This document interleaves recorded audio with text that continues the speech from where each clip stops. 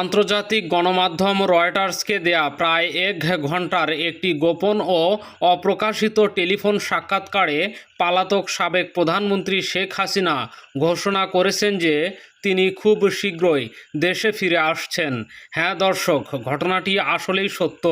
আগামী ডিসেম্বরের মধ্যে দলের শীর্ষস্থানীয় নেতাদের সঙ্গে নিয়ে বাংলাদেশের মাটিতে পা রাখার একটি গোপন রোডম্যাপ তৈরি করেছেন তিনি।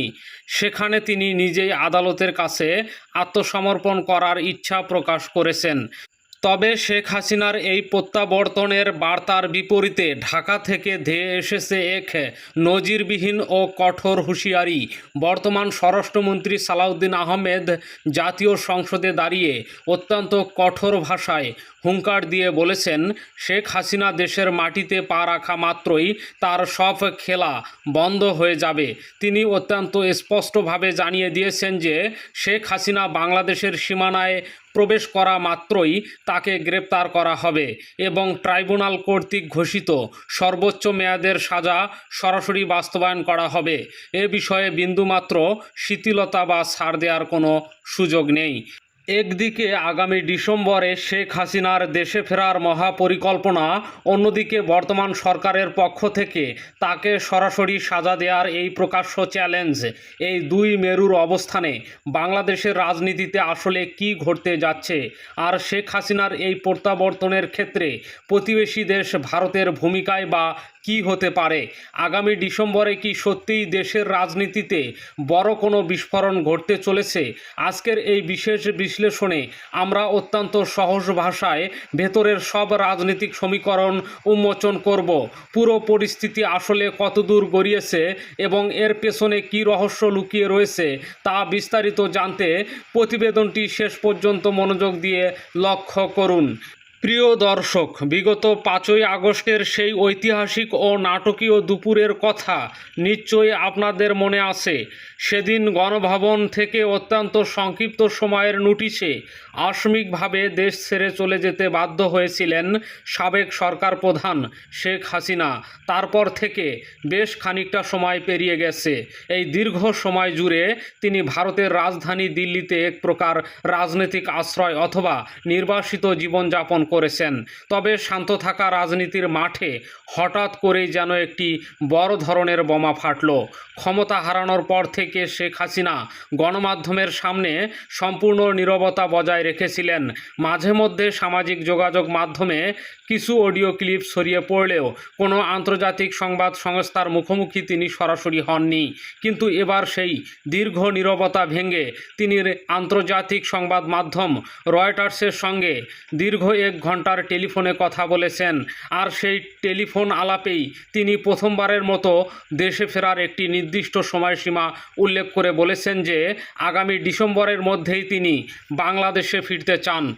এখানে একটি যৌক্তিক প্রশ্ন আসতেই পারে, ঠিক কেন তিনি ডিসেম্বরের সময়টিকে বেছে নিলেন এবং কেনই বা তিনি নিজে এসে আত্মসমর্পণ করার কথা বলেছেন। চলুন এই রাজনীতিক মারপ্যাচটি একটু সহজ করে বোঝার চেষ্টা করা যাক। শেখ হাসিনা খুব ভালো করেই অবগত আছেন যে বর্তমান বাংলাদেশে তার বিরুদ্ধে শতাধিক মামলা দায়ের করা হয়েছে, যার অধিকাংশ জেকে আছে সাধারণ মানুষের জীবন নাশের অভিযোগের ওপর ভিত্তি করে। শুধু তাই নয়, আন্তর্জাতিক অপরাধ ট্রাইব্যুনাল ইতিমধ্যে একটি মামলায় তার বিরুদ্ধে মৃত্যুদণ্ড পরোয়ানা বা রায় জারি করেছে। এমন কঠিন পরিস্থিতিতে যে কোনো সাধারণ মানুষ যেখানে দেশের সীমানার দিকে তাকানোর সাহস পেত না, সেখানে শেখ হাসিনা কেন নিজে থেকেই ফিরে আসার কথা বলছেন? অভিজ্ঞ রাজনৈতিক বিশ্লেষকদের মতে এর পেছনে একটি গভীর পলিটিক্যাল গেম বা কৌশলগত চাল কাজ করছে। ক্ষমতাচ্যুত এই নেত্রী সম্ভবত বিশ্ববাসীকে দেখাতে চাচ্ছেন যে তিনি দেশের বিচার ব্যবস্থাকে ভয় পান না। এছাড়া দলের প্রথম সারির নেতাদের সাথে নিয়ে দলবদ্ধভাবে দেশে ফিরে তিনি একটি বিশাল বড় রাজনৈতিক মহড়া বা শোডাউন করার পরিকল্পনা করছেন। তিনি হয়তো হিসাব করছেন যে ডিসেম্বরের দিকে যদি দেশের সার্বিক রাজনৈতিক কিংবা অর্থনৈতিক পরিস্থিতি কোনো সংকটের মুখে পড়ে, তবে সেই সুযোগে তিনি নিজের হতাশ কর্মীদের মাঠে নামিয়ে দল চাঙ্গা করতে পারবেন। আর সে কারণেই তিনি রয়টার্সকে জানিয়েছেন যে তিনি আইনের প্রতি শ্রদ্ধা রেখে আত্মসমর্পণ করতে চান। কিন্তু বর্তমান অন্তর্বর্তীকালীন সরকার কি তাকে সেই রাজনৈতিক মহড়া দেওয়ার সুযোগ এক মুহূর্তের জন্যও দেবে? উত্তর হচ্ছে একদমই না। শেখ হাসিনার এই বিশেষ পরিকল্পনার খবর যখন ঢাকায় পৌঁছালো, সরকারের পক্ষ থেকে বিন্দুমাত্র গাফলতি বা ঢিলেঢালা ভাব দেখানো হয়নি। স্বরাষ্ট্রমন্ত্রী সালাউদ্দিন আহমেদ জাতীয় সংসদে দাঁড়িয়ে যে বক্তব্য দিয়েছেন তা রাজনৈতিক ইতিহাসে অত্যন্ত নজিরবিহীন। কোনো কূটনীতিক বা মার্জিত ভাষা ব্যবহার না করে তিনি সরাসরি করা চাবুক মেরেছেন। স্বরাষ্ট্রমন্ত্রী সাফ জানিয়ে দিয়েছেন, আমরাও চাই তিনি দেশে ফিরে আসুক এবং কাঠগড়ায় দাঁড়াক। তিনি পা রাখা মাত্রই তাকে তৎক্ষণাৎ হেফাজতে নেওয়া হবে এবং তারপর তার উপর আরোপিত আইনি সাজা সরাসরি কার্যকর করা হবে। একটু গভীরভাবে চিন্তা করলে এই বিবৃতির তীব্রতা অনুমান করা যায়। স্বরাষ্ট্রমন্ত্রী কিন্তু এখানে কেবল আটকের কথা বলেননি, তিনি সরাসরি সর্বোচ্চ রায় কার্যকরের কথার বিষয়টি সামনে এনেছেন। অবশ্য আইনের নিয়ম মেনে তিনি এও উল্লেখ করেছেন যে আপিল করার কোনো আইনি সুযোগ থাকলে সেটি আদালত নির্ধারণ করবে। তবে সরকারের রাজনৈতিক অবস্থান অত্যন্ত পরিষ্কার। শেখ হাসিনা বাংলাদেশে আসা মাত্রই তার সব রাজনৈতিক হিসাব নিকাশ নাস্যাৎ করে দেয়া হবে। তাকে কোনো জনসভা বা জামায়াত করার বিন্দু মাত্র সুযোগ দেয়া হবে না। বিমানবন্দর হোক কিংবা যে কোনো সীমান্ত পথ তিনি যেদিক দিয়েই দেশে প্রবেশ করার চেষ্টা করুক না কেন, তাকে সরাসরি প্রিয়জন ভ্যানে তুলে নেওয়া হবে।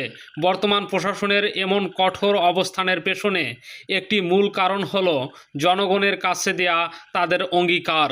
ছাত্র জনতা রক্তক্ষয়ী গণ অভ্যুত্থানের প্রধানতম দাবি ছিল বিগত স্বৈরাচারী সরকারের সব অন্যায়ের ও হত্যাকাণ্ডের দৃষ্টান্তমূলক বিচার করা, ফলে শেখ হাসিনাকে দেশে ফিরিয়ে এনে বিচারের মুখোমুখি করা বর্তমান সরকারের জন্য একটি বিশাল বড় রাজনৈতিক ও নৈতিক গ্রহণযোগ্যতার পরীক্ষা। তাই স্বরাষ্ট্রমন্ত্রী এই কড়া হুঁশিয়ারি কেবল মুখের কথা নয়, এটি প্রশাসনের একটি পূর্ব পরিকল্পিত অ্যাকশনের প্ল্যান। এবার আসা যাক এই পুরো নাটকের সবচেয়ে গুরুত্বপূর্ণ এবং তৃতীয় পক্ষের বিষয়ে, যা হলো আমাদের প্রতিবেশী রাষ্ট্র ভারত। গত বছরের আগস্ট মাস থেকে শেখ হাসিনা ভারতে সরাসরি আশ্রয় ও হেফাজতে রয়েছে। এখন বড় প্রশ্ন হলো, শেখ হাসিনা যখন ডিসেম্বরে দেশে ফেরার বিষয়ে অনড়, তখন দিল্লির নীতি নির্ধারকরা কী ভাবছেন? তারা কি তাকে বাংলাদেশে ফেরত পাঠাতে প্রস্তুত, নাকি নিজেদের কাছেই রেখে দেবে? ঠিক এই সংবেদনশীল প্রশ্নটি করা হয়েছিল ভারতের পররাষ্ট্র মন্ত্রণালয়ের মুখপাত্র রণধীর জয়সওয়ালকে। গত 14 জুলাই আয়োজিত এক প্রেস ব্রিফিংয়ে যখন এক সাংবাদিক শেখ হাসিনার দেশে ফেরার আগ্রহ এবং বাংলাদেশ সরকারের প্রত্যর্পণ সংক্রান্ত চিঠির বিষয়ে জানতে চান, তখন রণধীর জয়সওয়াল অত্যন্ত চতুর ও কূটনীতিক উত্তর দেন। তিনি বলেন, এই ব্যাপারে আমাদের পূর্ববর্তী অবস্থানের কোনো বদল আসেনি। যে কোনো প্রত্যর্পণ মূলত একটি দীর্ঘ আইনি বিষয় এবং এই ক্ষেত্রটিকেও সম্পূর্ণ আইনি পথেই সিদ্ধান্ত নেওয়া হবে। ভারতের এই বিবৃতির মূল অর্থ আসলে কি? দিল্লি কিন্তু সরাসরি বলেনি যে তারা শেখ হাসিনাকে বল প্রয়োগ করে তাড়িয়ে দেবে, আবার এটাও স্পষ্ট করেনি যে তাকে কখনোই ফেরত দেয়া হবে না। পুরো বিষয়টি তারা একটি আইনি প্রক্রিয়ার ফ্রেমে বন্দি করে রেখেছে, যার মানে দাঁড়ায় দুই দেশের মধ্যে বিদ্যমান অপরাধী প্রত্যর্পণ চুক্তির ধারা ও উপধারাগুলো খতিয়ে দেখে আইনি লড়াইয়ের মাধ্যমেই পরবর্তী সিদ্ধান্ত নেওয়া হবে। কূটনীতিক মহলের ধারণা, ভারত আসলে এই মুহূর্তে ওয়েট অ্যান্ড ওয়াচ বা পরিস্থিতি পর্যবেক্ষণ করার নীতি অবলম্বন করেছেন। তারা কোনো তাড়াহুড়া করতে রাজি নয়। একদিকে বাংলাদেশ সরকার তাকে ফেরত চেয়ে একাধিকবার আনুষ্ঠানিক দাবি পাঠিয়েছে, অন্যদিকে ভারতও লক্ষ্য রাখছে বাংলাদেশে তাদের কোটি কোটি ডলারের যে উন্নয়ন প্রকল্প চলমান আছে সেগুলোর স্বার্থ যেন বিঘ্নিত না হয়। রণধীর জয়সওয়ালও সংবাদ সম্মেলনে এটি পরিষ্কার করেছেন যে বাংলাদেশে ভারতের চলমান সকল প্রকল্প দুই দেশের পারস্পরিক বোঝাপড়ার মাধ্যমেই এগিয়ে চলছে। অর্থাৎ ভারত নিজেদের বাণিজ্য ও ভূ রাজনীতিক স্বার্থ অক্ষুণ্ণ রেখে শেখ হাসিনার প্রত্যার্পণ সংক্রান্ত ফাইলটি নিয়ে আইনি টেবিলে চাল চালছে। তাহলে সামগ্রিক পরিস্থিতি বিবেচনা করলে শেষ পর্যন্ত সমীকরণটি কোথায় গিয়ে দাঁড়াচ্ছে? শেখ হাসিনা বলছেন তিনি ডিসেম্বরের জ্যেষ্ঠ নেতাদের সাথে নিয়ে ফিরবেন। স্বরাষ্ট্রমন্ত্রী হুঁশিয়ারি দিচ্ছেন যে পা রাখা মাত্রই তার সাজা কার্যকর হবে, আর ভারত পুরো বিষয়টিকে আইনি কাঠামোর ওপর ছেড়ে দিচ্ছেন। এই ত্রিমুখী টানাপোড়েনের ভবিষ্যৎ আসলে কোন দিকে যাবে? এখানে মূলত দুটি সম্ভাব্য দৃশ্যপট তৈরি হতে পারে।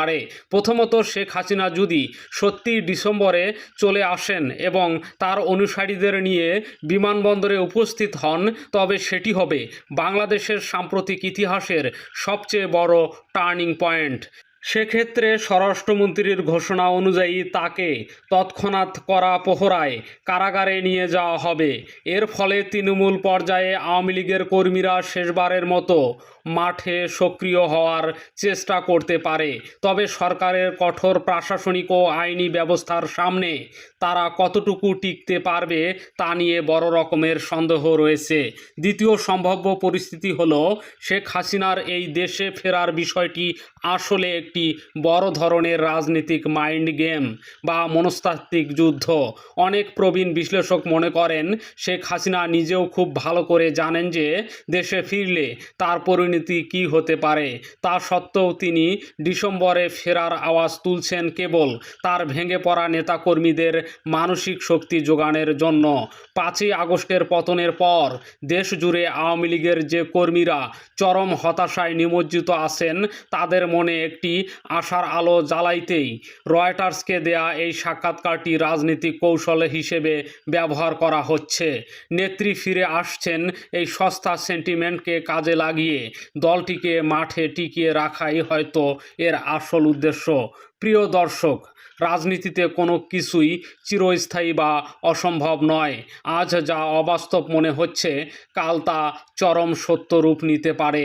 তবে একটি বিষয় অত্যন্ত নিশ্চিত, স্বরাষ্ট্রমন্ত্রী সালাউদ্দিন আহমেদের এই নজিরবিহীন হুঁশিয়ারি শেখ হাসিনার ডিসেম্বরের পরিকল্পনার ওপর এক বিশাল মানসিক ও রাজনৈতিক চাপ সৃষ্টি করেছে।